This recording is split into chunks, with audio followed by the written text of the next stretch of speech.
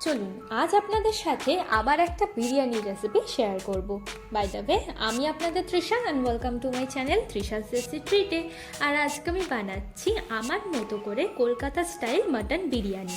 তাহলে চলুন শুরু করা যাক। এই কলকাতা স্টাইল মাটন বিরিয়ানি বানানোর জন্য আমি এখানে 700 গ্রাম মতো বিরিয়ানির চাল নিয়ে নিয়েছি। এবার এর মধ্যে জল দিয়ে দেবো। দিয়ে জল পাল্টে পাল্টে আমি চালটাকে 3 থেকে 4 বার ভালো করে ধুয়ে নেব।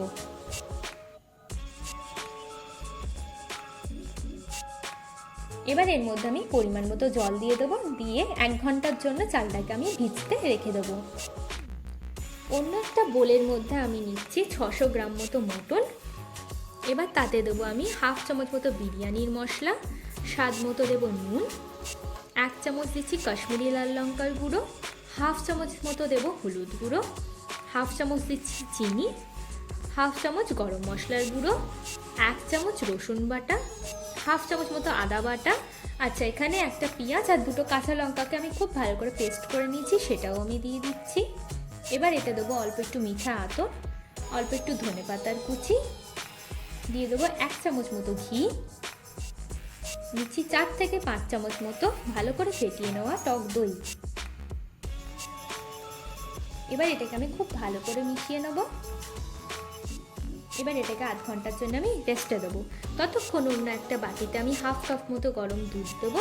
তার মধ্যে অল্প একটু কেশর দিয়ে দিচ্ছি, দিয়ে ভালো করে মিশিয়ে সাইডে সরিয়ে রাখবো। অন্য একটা বাটিতে দেবো 2 চামচ মতো গোলাপ জল, 2 চামচ মতো কেওড়ার জল আর অল্প একটু মিঠা আতর দিয়ে এটাকেও আমি ভালো করে মিশিয়ে সাইডে সরিয়ে রাখবো। এবার আমি কড়াইয়ের মধ্যে দিচ্ছি পরিমাণ মতো সাদা তেল। তেলটাকে খুব ভালো করে আমি গরম করে নেব। এবার এর মধ্যে আমি 4টে পেঁয়াজ দিয়ে দিচ্ছি। দিয়ে পেঁয়াজটাকে আমি মিডিয়াম আঁচে খুব ভালো করে ভেজে বেরেস্তা বানিয়ে নেব। দেখুন আমাদের বেরেস্তাটা কিন্তু একদম রেডি। এবার আমি এটাকে একটা প্লেটের মধ্যে তুলে নেব। আচ্ছা, আমি এখানে 6টা আলু নিয়েছি। আলুটাকে ভালো করে খোসা ছাড়িয়ে ধুয়ে নিয়েছি। এবার একটা চাকু দিয়ে আমি আলুটাকে এইভাবে ফুটো করে দেবো। এতে আমি এর মধ্যে যা যা মশলা দেবো তা আলুটার ভেতর পর্যন্ত যাবে আর আলুটা খেতেও খুব টেস্টি হবে। এবার এর মধ্যে আমি দিয়ে দেবো স্বাদ মতো নুন, 1/2 চামচ মতো হলুদ গুঁড়ো, 1/2 চামচ মতো লঙ্কার গুঁড়ো। এবার এটাকে আমি খুব ভালো করে মিশিয়ে নেব। এবার পেঁয়াজ ভাজার তেলটাকে আরেকবার ভালো করে গরম করে নিচ্ছি। নিয়ে অল্প অল্প করে আলু দিয়ে দেবো। দিয়ে এপিট ওপিট করে আমি আলুগুলোকে ভালো করে ভেজে নিচ্ছি। দেখুন আলুটা কিন্তু আমাদের ভালো করে ভাজা হয়ে গেছে। এবার একটা প্লেটের মধ্যে আমি আলুগুলোকে তুলে নেব আর বাকি আলুটা আমি ভেজে নিচ্ছি।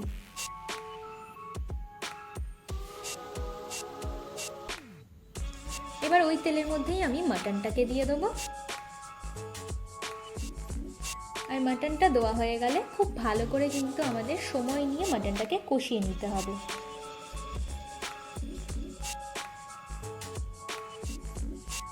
দেখুন মাটনটা কিন্তু আমরা ভালো করে কষিয়ে নিয়েছি।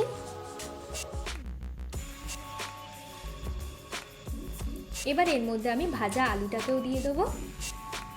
দিয়ে আরও 5 থেকে 6 মিনিট মতো কষিয়ে নেব।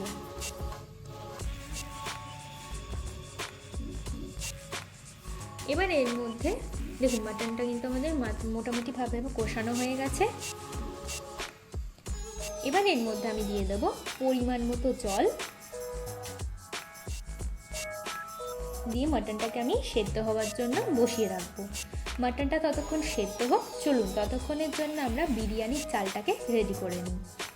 তার জন্য হাঁড়িতে দিচ্ছি পরিমাণ মতো জল, স্বাদ মতো দেবো নুন, 2টো তেজপাতা, অল্প দারচিনি, 2টো এলাচ, 2টো লবঙ্গ দিয়ে জলটাকে ভালো করে গরম করে নেব। জলটা গরম হয়ে গেলে তার মধ্যে আমি চালটা দিয়ে নেব। চালটা ততক্ষণ সেদ্ধ হোক। এদিকে দেখুন আমাদের মাটনটাও সেদ্ধ হয়ে গেছে। চলুন এবার বিরিয়ানির হাঁড়িটাতে ভালো করে লেয়ারিং করা যাক। তার জন্য আমি এখানে একটা বিরিয়ানি হাঁড়িতে নিয়ে নিয়েছি 2 চামচ মতো ঘি। আর ঘিটাকে আমি হাঁড়িটার চারিদিকে ভালো করে লাগিয়ে নেব। এবার এর মধ্যে আমি প্রথমে আলুগুলোকে দিয়ে দেবো। তারপরে দিয়ে দেবো আমি এর মধ্যে মাটনগুলো। এবার আমি এর মধ্যে কিছুটা বেরেস্তা ছড়িয়ে দিচ্ছি, দেব স্বাদ মতো চিনি, দিচ্ছি স্বাদ মতো নুন, অল্প একটু বিরিয়ানির মশলা, আলু বোখারা দিচ্ছি, এটা অপশনাল, আপনারা দিতেও পারেন না দিতেও পারেন। এবার গোলাপ জলের যে মিক্সচারটা বানিয়েছিলাম সেটা অল্প একটু দেব, দিচ্ছি অল্প একটু টক দই, অল্প একটু গুঁড়ো দুধ, দিচ্ছি গরম মশলার গুঁড়ো অল্প, আর দিচ্ছি অল্প একটু ধনেপাতা। দেখুন আমাদের এখানে ভাতটাও সেদ্ধ হয়ে গেছে। এবার আমি এইভাবে এক্সট্রা জলটা ঝরিয়ে নেব, নিয়ে হাঁড়ির মধ্যে চালটাকে আমি এইভাবে ছড়িয়ে দিচ্ছি সমান করে। এবার এর মধ্যে আমি আবার দেবো স্বাদ মতো চিনি, অল্প একটু নুন ছড়িয়ে দিচ্ছি, দেব অল্প একটু গুঁড়ো মশলা মানে গরম মশলা, দেব অল্প একটু বিরিয়ানির মশলা, দেব দুধে ভেজানো কেশর, বাকি মিক্স জলটা দিয়ে দিচ্ছি। এবার এতে বেরেস্তাটা দিয়ে দেবো বাকি, অল্প একটু পুদিনা পাতা দেব, দিচ্ছি ধনেপাতার কুচি অল্প, আর দিচ্ছি 2 থেকে 3 চামচ মতো ঘি। এবার হাঁড়ির ঢাকনাটা বন্ধ করে একদম কম আছে 10 থেকে 15 মিনিটের জন্য এটাকে আমি দমে দেবো। দেখুন আমাদের বিরিয়ানি কিন্তু একদম রেডি। চলুন এবার এটাকে সার্ভ করা যাক। বিরিয়ানির সাথে যদি আপনারাও এরকম আম পুদিনার চাটনি আর বিরিয়ানির রায়তা পছন্দ করেন তাহলে ডেসক্রিপশন বক্সে আমি লিঙ্ক দিয়ে দেবো, আপনারা গিয়ে চেক করে নিতে পারেন। চলুন এবার মাটন বিরিয়ানি সার্ভ করা যাক। আমার ভিডিওটি যদি আপনাদের ভালো লেগে থাকে তাহলে প্লিজ একটি লাইক করবেন, প্রচুর প্রচুর শেয়ার করবেন, আর এরকম আরও ভিডিও পেতে আমার চ্যানেলটিকে সাবস্ক্রাইব করবেন। টাটা।